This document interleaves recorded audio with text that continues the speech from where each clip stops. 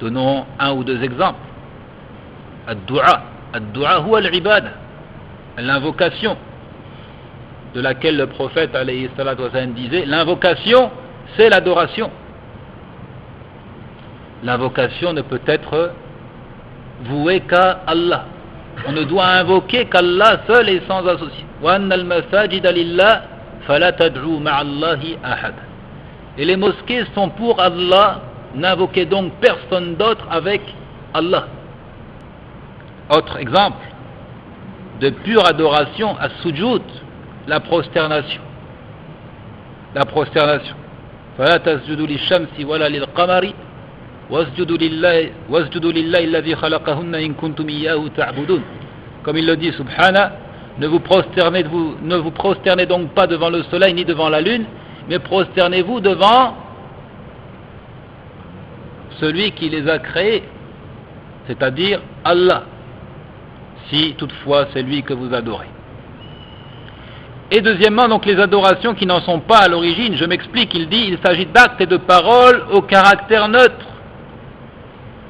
qui n'ont pas été établis par la loi comme étant réellement un culte, un moyen de se rapprocher d'Allah, mais grâce à une correction de l'intention, en visant à travers leur réalisation l'agrément d'Allah, le rapprochement d'Allah, l'acquisition de son amour, alors ils deviennent des actes d'adoration récompensés. قد يدخل في النوع الأول العبادات القلبية وهي قسمان قول القلب وعمل القلب والمقصود بقول القلب الاعتقادات وهي اعتقاد أنه سبحانه لا رب إلا الله وأنه لا أحد يستحق أن يعبد سواه والتصديق بأصول الإيمان الستة. وعمل القلب وهي العبادات القولية وعمل القلب كالتوكل والمحبة والخوف والرجاء والعبادات القولية والبدنية والمالية ومنها الزكاة والصدقة والذبح والنذر بإخراج شيء من المال وغيرها. Il dit, s'inscrit dans la première catégorie, les adorations pures, entre guillemets, ce qui relève du culte. Il dit, s'inscrit là-dedans tout d'abord les adorations du cœur.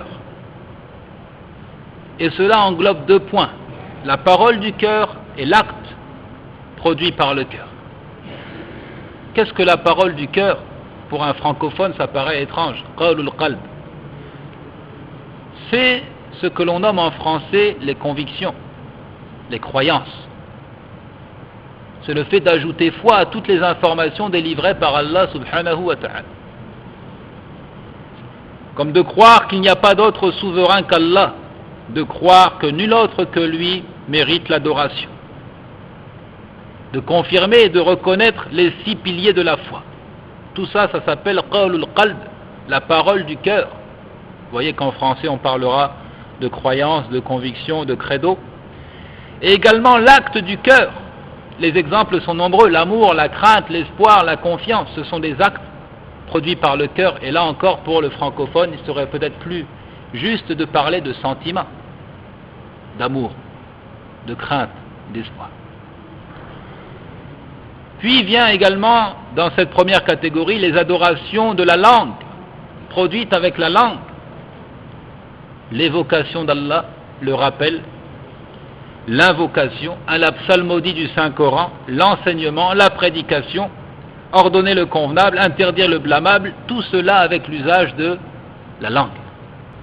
Puis vient également dans cette première catégorie les adorations réalisées avec les membres du corps, qui impliquent donc la participation du corps, la prière, le jeûne, la prosternation, etc., etc.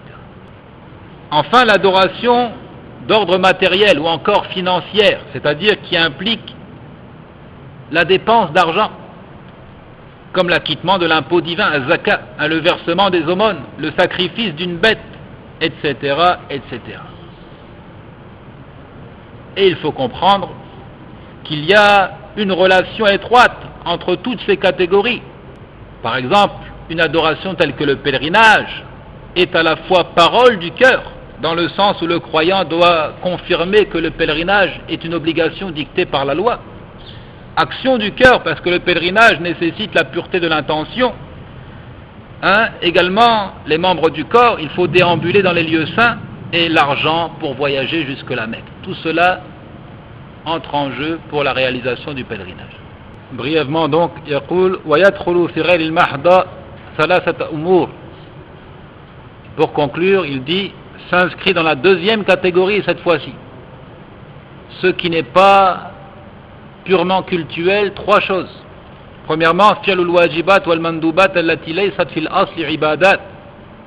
ومن ذلك النفقة على النفس أو على الزوجة والأولاد وقضاء الدين والزواج الواجب أو المندوب إليه والقرض والهدية وبر الوالدين وإكرام الضيف وغيرها كثير. Premièrement, l'accomplissement d'œuvres obligatoires ou surérogatoires qui ne sont pas du registre du culte. Il y a bien des choses qui ont été rendues obligatoires par Allah et qui ne peuvent pas être qualifiées d'actes cultuels. Par exemple, de dépenser de ses biens pour entretenir sa propre personne, ou pour les besoins de ses épouses, de ses enfants, ou encore de rembourser une dette, de se marier, de prêter de l'argent, de faire un don, d'accueillir convenablement le visiteur, etc., etc. Il dit, celui donc qui accomplit ces actes, recherchant à travers cela l'agrément d'Allah, il sera récompensé. دل على ذلك حديث سعد ولست تنفق نفقة تبتغي بها وجه الله إلا أجرت عليها حتى اللقمة تدعوها في امرأتك. الحديث متفق عليه. La preuve en cela, c'est le récit de Sa'd. Le prophète alayhi salatu wa salam lui dit, et tu ne fais aucune dépense par laquelle tu recherches la face d'Allah sans être récompensé, jusqu'à ce que tu portes à la bouche de ta femme la nourriture que tu donnes à tes épouses. Si toutefois tu le fais pour satisfaire Allah, tu le fais avec une intention, alors tu seras récompensé. Et cet acte, qui était une obligation, certes, se transforme même en adoration. Deuxièmement, ترك المحرمات ابتغاء وجه الله طلبا لثواب الله تعالى وخوفا من عقابه امتثالا لنهي كان ذلك عبادة يثاب عليها ولا نزاع في ذلك. يقول الدليل حديث أصحاب الغار أن أحدهم توسل إلى الله تعالى بترك الفاحشة ابتغاء وجه الله. Deuxièmement, entre dans cette seconde catégorie l'abandon d'actes interdits, mais attention, pour la cause d'Allah. D'abandonner des actes interdits pour la cause d'Allah, en espérant la récompense d'Allah, par crainte du châtiment d'Allah, par souci d'appliquer ses prescriptions, par souci de s'écarter de l'interdit. Alors il s'agit d'une adoration récompensée, sans aucune divergence sur la question. Dans le récit des trois coincés dans la grotte, que l'un d'eux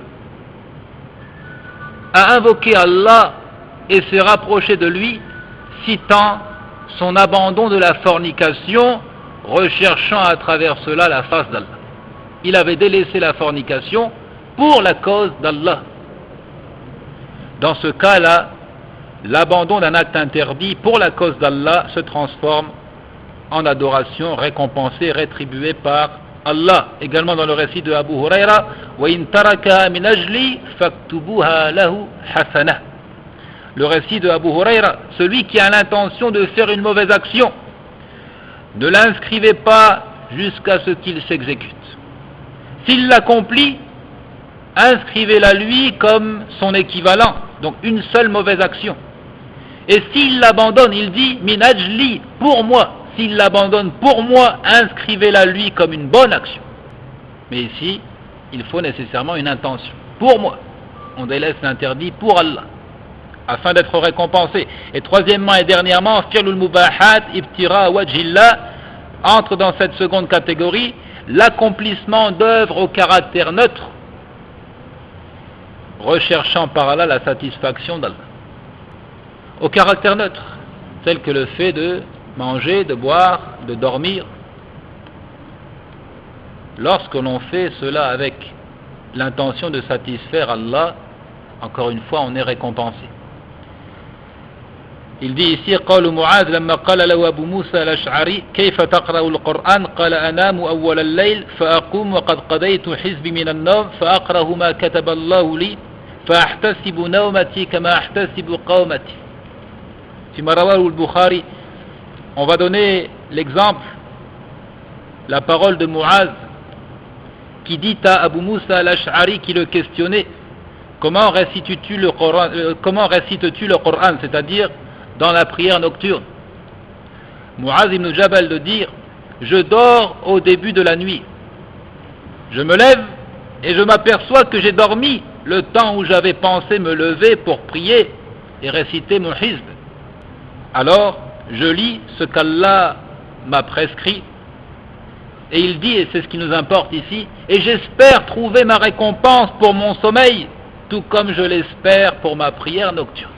Pourquoi? Parce que Muaz, lorsqu'il se couche avec l'intention de se lever pour prier. Il se couche pour reprendre des forces pour pouvoir prier la nuit, et c'est pourquoi il espère trouver sa récompense à travers son sommeil, tout comme il espère trouver sa récompense à travers sa prière nocturne, ce qui prouve qu'une œuvre au caractère neutre peut se transformer en adoration rétribuée, récompensée par Allah subhanahu wa ta'ala.